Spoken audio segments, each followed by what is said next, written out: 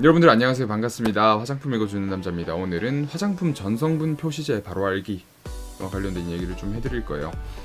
제가 사실 화장품 전성분 분석하는 일을 하게 된 게 화장품에 전성분이란 게 있다는 거를 사실 잘 몰랐었어요. 근데 어느 순간 화장품을 구매하려고 딱 가게에 갔는데 딱 뒤집어 봤을 때 전성분이라는 게 있었고 저한테는 되게 그게 신선하게 다가왔어요. 신선하게 다가왔고 또 2008년부터 식약처에서 전성분 표시제를 시작했기 때문에 그때 이제 그 제도가 어느 정도 정착이 돼가지고 대부분의 이제 화장품 회사들에서 이제 전성분을 표시하고 있었어요.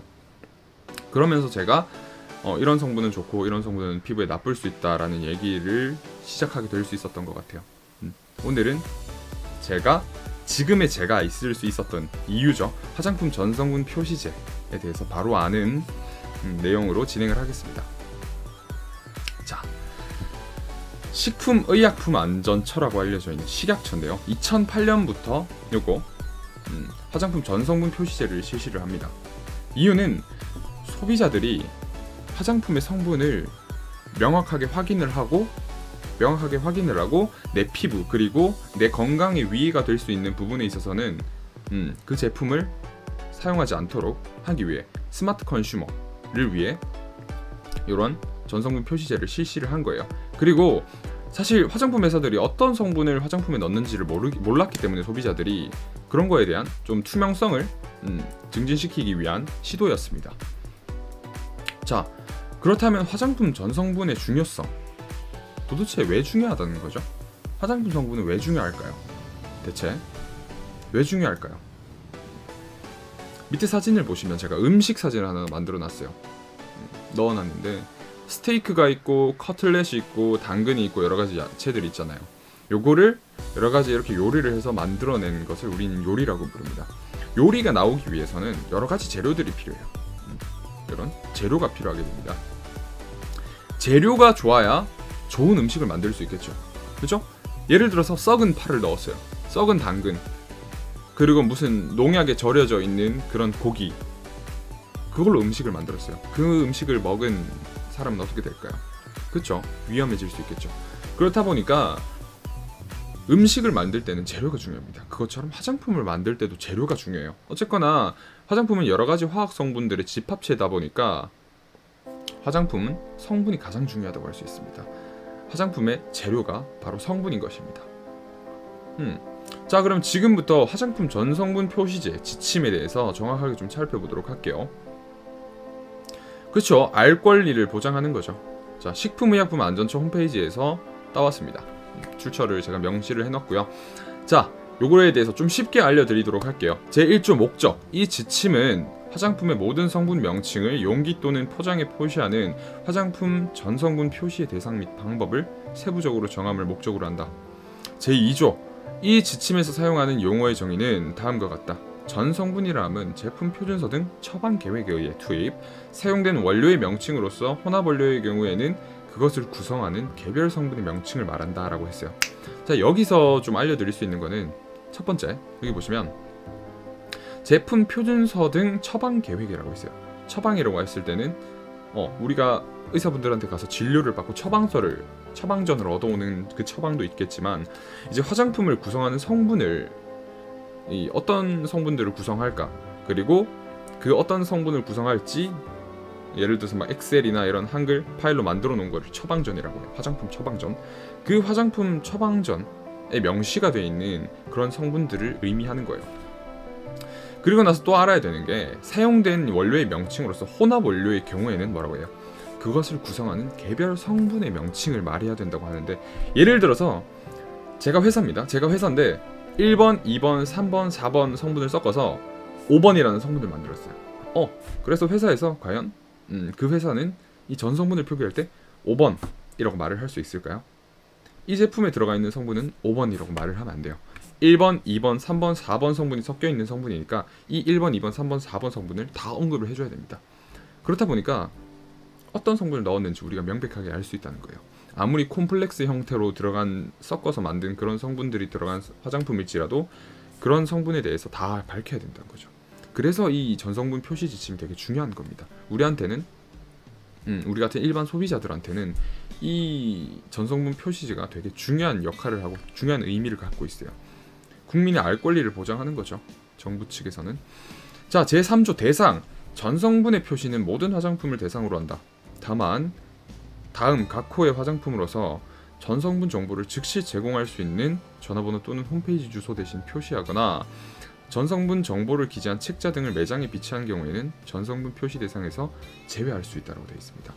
근데 재밌는 게 뭐냐면 1번 내용량이 50g 또는 50ml 이하인 제품, 그리고 판매를 목적으로 하지 않으며 제품 선택 등을 위하여 사전에 소비자가 시험 사용하도록 제조 또는 수입된 제품 같은 경우에는 그 제품이나 용기에 바로 전성분을 기재하지 않고 매장에 비치하거나 책자를 혹은 이제 그 전화번호나 홈페이지를 기재를 해서 소비자가 전화를 하거나 홈페이지 주소를 통해서 전성분을 알 수 있게 되면 기재를 안 해도 되는 거예요. 그렇다 보니까 여러분들이 대부분 사용하시는 립스틱, 그리고 뭐 아이브로우가 됐던 마스카라가 됐던 이런 되게 소용량의 제품들 같은 경우에는 전성분을 찾아보기가 되게 힘들어요. 전성분이 기재가 되어 있지 않은 경우가 되게 많습니다. 되게 많고 특히 조금 고가 브랜드 같은 경우에는 대체로 그냥 주성분, 주요 성분만 좋은 것처럼 보이는 그런 성분들만 탁탁탁탁 기재를 해놨어요. 그래서 이게 사실 법적인 테두리를 벗어나는 그런 일들이 좀 있을 수 있을 것 같아서 얘기가 많아요. 요거에 대해서는. 네, 되게 얘기가 많습니다. 요런 제도에 대해서는. 저는 그래도 뭐 요 부분에 대해서는 논쟁을 하지 않고 바로 넘어가겠습니다. 오늘은 바로 알아야 되는 게 중요하니까 여러분들한테 팩트만 알려드리는 게 중요하죠. 제4조 성분의 명칭. 성분의 명칭은 제8조 규정에 의한 기관장이 발행하는 화장품 성분 사전에 따른다 라고 했습니다. 5조 글자 크기. 전성분을 표시하는 글자의 크기는 5포인트 이상으로 한다. 자, 중요해요. 5포인트 이상. 5포인트 이상이라는 거는 소비자가 제품을 딱 들고 돌려봤을 때 눈으로 바로 식별이 가능한 포인트를 5포인트라고 설정을 한 거예요. 성분을 눈으로 보지 않고 5포인트 미만, 그러니까 4포인트, 3포인트, 2포인트, 1포인트가 됐을 때는 보이지도 않지 않습니까? 그 1포인트로 해놓으면 이렇게 돋보기로 봐야 되는데요. 그죠? 한계가 있습니다. 자, 그리고 6조 볼게요. 표시의 순서. 성분의 표시는 화장품에 사용된 함량 순으로 많은 것부터 기재한다. 이게 제일 중요해요. 다만 혼합 원료의 개개의 성분으로서 표시하고 1% 이하로 사용된 성분, 착형제 및 착색제에 대해서는 순서에 상관없이 기재할 수 있다고 되어 있는데 제6조가 진짜 중요한 거예요. 제6조가 제일 중요한데 뭐냐면 성분의 표시는 화장품에 사용된 함량 순으로 많은 것부터 기재한다라고 되어 있는데 대부분의 제품을 보시면 자, 제가 토너를 하나 들고 왔습니다. 자, 전성분 맨 첫 번째 있는 성분이 정제수. 정제수는 물이에요. 정제된 물입니다. 정제수, 알로에베라 잎즙, 그리고 위치아젤 추출물, 글리세린, 시트릭 애시드. 이렇게 요건 되게 성분이 되게 많이 들어가 있지 않은 그런 토너인데 이렇게 그러면 제일 많이 들어있는 성분은 뭐겠어요? 정제수겠죠. 그리고 제일 적게 들어있는 성분은 시트릭 애시드라는 겁니다. 근데 재밌는 게 있어요. 예를 들어서 봅시다. 정제수가 99%라고 가정을 하고 그리고 나머지 1%가 알로에베라 잎즙, 위치아젤 추출물, 글리세린, 시트릭 애시드가 나누고 있어요. 그럼 예를 들어 0.25%씩 들어있다고 가정을 했을 때 이거는 사실 순서 없이 기재를 할 수 있어요. 1% 이하로 사용된 성분 같은 경우에는. 그러다 보니까 어떤 게 함량이 제일 많은지 모른다는 거예요. 네. 알로에베라 잎즙이 진짜 많이 들어가 있는지, 글리세린이 많이 들어가 있는 건지, 아니면 시트릭 애시드가 정제수 다음으로 들어갔는지는 아무도 모른다는 거예요. 물론 요 세이어스 토너 같은 경우는 예외예요. 시트릭 애시드가 많이 들어가 있지 않은 성분이기 때문에, 제품이기 때문에 그런 거는 걱정하지 않으셔도 되는데 사실 이 전성분을 표시하는 데 있어서 1%로만 이하로만 사용되면 그 회사가 자기 마음대로 사용할 수 있다 보니까 그게 조금 한계점으로 판단이 됩니다. 저 같은 경우에는 1% 이하로 사용된 성분의 경우에도 좀 더 디테일하게 표기를 해야 되는 의무가 추가되면 좋을 것 같습니다. 그리고 또 착향제랑 착색제 같은 경우에도 좀 논란이 많잖아요.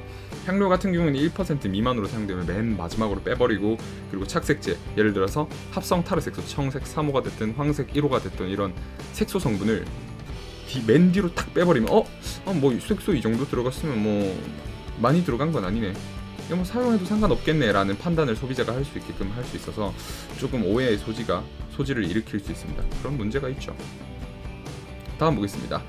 제7조 표시 생략 성분 등 메이크업용 눈, 제품 눈 화장용 제품, 연모용 제품 및 매니큐어 제품에서 호수별로 착색제가 다르게 사용된 경우 요거의 표시 뒤에 사용된 모든 착색제 성분을 공동으로 기재할 수 있다. 요거는 뭐 큰 의미는 없어요. 원료 자체에 이미 포함되어 있는 안정화제, 보존제 등에서 제품 중에서 그 효과가 발휘되는 것보다 적은 양으로 포함되어 있는 부수 성분과 불순물은 표시하지 않을 수 있다. 사실 이것도 조금 문제가 될 수 있는 그런 대목이에요.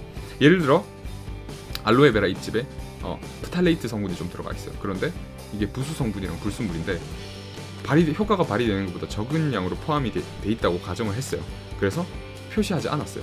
근데 그 프탈레이트가 나중에 부작용을 유발해버리면 되게 큰 문제가 될 수 있는 거죠. 아, 내가 이 제품 썼는데 천연 그냥 제품이야. 근데 부작용이 유발돼. 이거 왜 그러지? 나 전성분 무조건 보고 샀거든. 근데 왜 이래? 요렇게 될 수 있는 겁니다. 제조 과정 중 제거되어 최종 제품에 남아있지 않은 성분은 표시하지 않을 수 있다. 요거는 괜찮은 거고요. 그리고 또 4번의 문제를 보면 착향제는 향료로 표시를 할 수 있다. 이것도 사실 좀 문제예요. 착향제는 수많은 착향제들이 있어요. 수많은 착향제들이 있는데 이런 착향제들을 모아서 뭉뚱그려서 향료로 표시할 수 있다는 거예요. 예를 들어 제가 1번 착향제, 2번 착향제, 3번 착향제, 4번 착향제 다 가지고 있습니다. 이런 것들 막 섞어요. 막 섞어. 우리는 어떤 성분이 들어가는지 몰라요. 근데 이 막 섞은 성분을 요게 향료예요. 우리가 만든 향료야. 그래서 화장품에 똑 떨어뜨려요. 그럼 그걸 그냥 향료라고 표시할 수 있는 거예요. 우린 그렇게 생각했죠. 향료 들어가 있으니까 다른 회사도 향료 들어가 있으니까 그러면 같은 성분을 넣은 거겠네? 라고 생각할 수 있는데 전혀 그렇지 않습니다. 향료는 배합하는 기준에 따라 다 달라요. 5번 제4항 규정에도 불구하고 식품의약품안전청장은 착향제의 구성 성분 중 알레르기 유발 물질로 알려져 있는 별표의 성분이 함유되어 있는 경우 그 성분을 표시하도록 권장할 수 있다. 쿠마린, 리날룰, 유제놀, 리모넨 이런 성분들입니다. 알레르기 유발 가능 성분들 화에 보면 잘 나와있죠. 6번 pH 조절 목적으로 사용되는 성분은 그 성분을 표시하는 대신 중화 반응이 생성물로 표시할 수 있다. 7번 표시할 경우 기업의 정당한 이익을 현저히 해할 우려가 있는 성분의 경우에는 그 사유의 타당성에 대하여 식품의약품안전청장의 사전심사를 받은 경우에 한하여 기타 성분으로 기재할 수 있다 하셨는데 7번 같은 경우에는 잘 없죠. 기타 성분 이렇게 들어가 있는 경우는 한국 화장품에서는 잘 못 본 것 같아요. 8조 화장품 성분사전 발간기관 등 제4조 규정에 의한 화장품 성분사전의 발간기관은 대한화장품협회로 한다. 2. 발간기관의 장은 성분 명명법, 성분 추가 여부 및 발간 방법 등에 대하여 화장품 제조업자 및 수입자 등의 의견을 수렴하고 식품의약품안전청장의 사전 검토를 받아 화장품 성분사전을 발간 또는 개정한다 라고 되어 있는데 요거도 큰 의미는 없는데 가장 중요한 거는 식약처에서 이 화장품 성분을 컨트롤하고 있다는 게 아니라 대한화장품협회에서 컨트롤하고 있다는 게 중요합니다. 요거는 이제 식약처에서 대한화장품협회에 조금 화장품을 만들 때 그런 성분들에 대한 부분은 조금 일임을 했다고 생각하시면 돼요. 근데 당연히 이게 좋은 거예요. 당연히 이게 좋은 거고 이 대한화장품협회에서 화장품 성분들을 훨씬 더 잘 알고 있기 때문에 식약처보다는 요거는 되게 좋은 선택이라고 저는 생각합니다. 개인적으로. 이렇게.